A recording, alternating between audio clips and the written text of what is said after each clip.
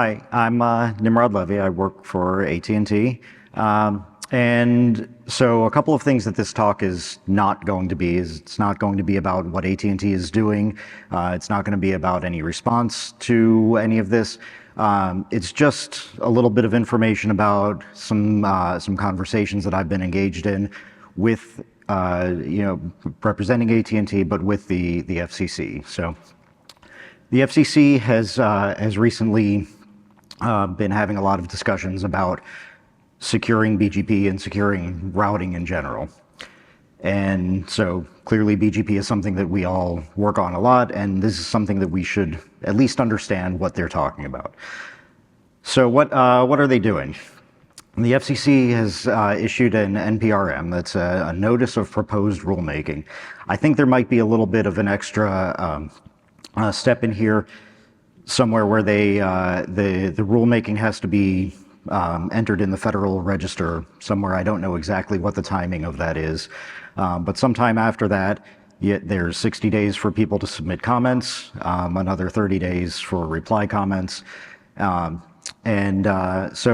I jotted down some notes based on the draft NPRM that was released about a month ago. So it should reflect all of those things.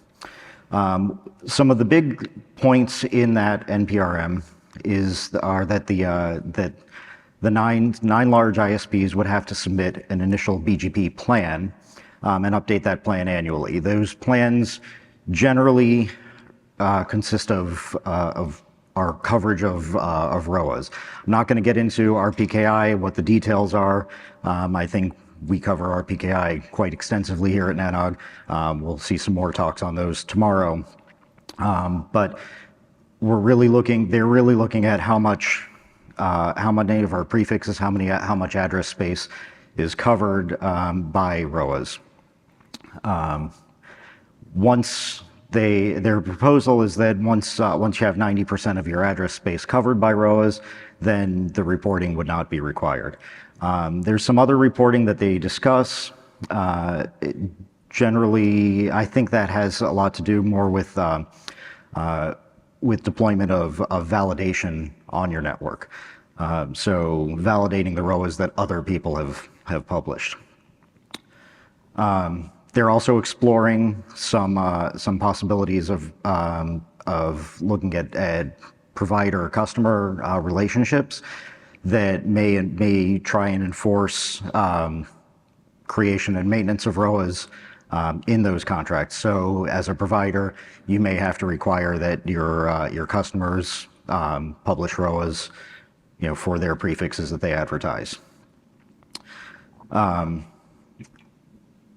Right, and so they're looking for comments on that topic there.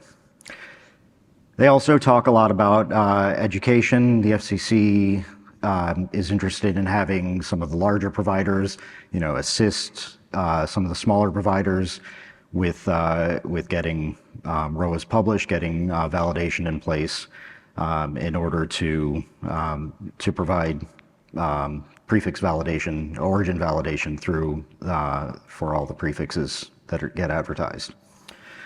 They're looking at potentially having both private and public entities providing some of those campaigns. That was really it. I know I didn't really have 10 minutes worth of material, but hopefully people have questions, comments. I may not have the answer, but we'll give it a shot, right?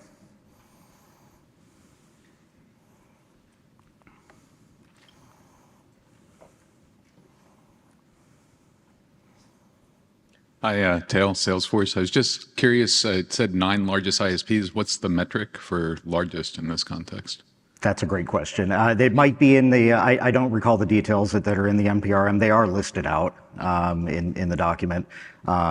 We can get some links to the document, to that material with the slides that get posted. And he just mentioned kind of the second question I had in my mind. How do they determine 9? Like, is any rationale provided for that? Yeah, I don't have all the details of all of that. Like I said, I don't know, but we'll give it a shot. Like I said, we'll get the slides last update to them and include the link to the NPRM. Again, this is a lightning talk, so this is all kind of last minute. The NPRM was actually just published in the last few days. So, John Brown, who participates in WISPA Palooza and WISPA Association in the internet world. As I said at a recent WISPA conference, we as a community, this is not so much to you, Nimrod, but to our community, we as a community have a choice. We can be regulated and voluntold what we're going to do, or we can work with the regulators and help them understand what works and doesn't work. So this is really a call to action.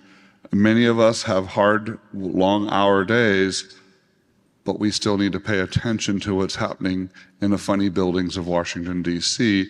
And we need to speak up and speak out articulatedly about this. So, Nimrod, thank you for bringing this to NANOG. I think we need to have more sort of, at least once a year, kind of regulatory update. Where the heck is things going on that might impact us as a community, and we all need to participate.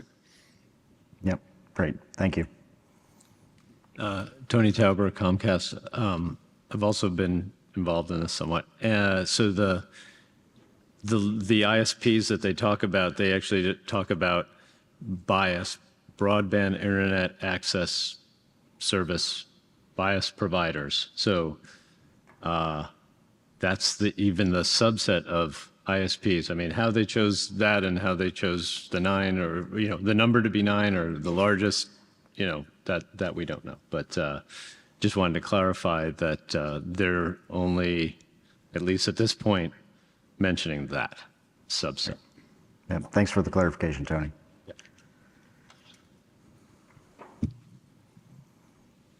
Leslie Daigle, Global Cyber Alliance, current home of the mutually agreed norms for routing security activity.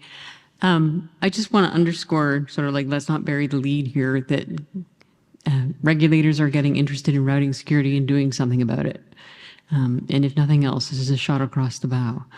So I think, indeed, the important thing is to demonstrate that industry, which does actually care about the topic, is doing something about it, is, moving forward at a pace that is operationally feasible. Yep. And applying more thrust is not actually going to solve that, make that move more quickly. So I think in some ways I kind of disagree with John Brown. I don't think it's time for every network to rush the hill and try to explain to commissioners how routing really works. I think the more valuable thing is to actually, indeed, work together and collaborate on what works for network operators and make it clear that that is the right answer. If for no other reason than networking is global, the FCC is not. But the FCC is also not unique in looking at routing security and wanting to do something about it.